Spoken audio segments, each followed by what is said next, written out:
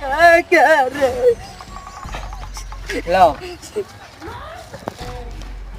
ওই কি নিজেরে কি কি মনে করে? ওই কি দুইজনে গিয়া থাকলে কি নেতা হয় নাকি? হ্যাঁ ও কি কওতি ও কি হ্যাঁ ওই কি নিজেরে কি মতো নেতা মনে করে? ওই দুইজনের মধ্যে ওই কালো গেঞ্জি ওই ওরে না ইয়া আছে।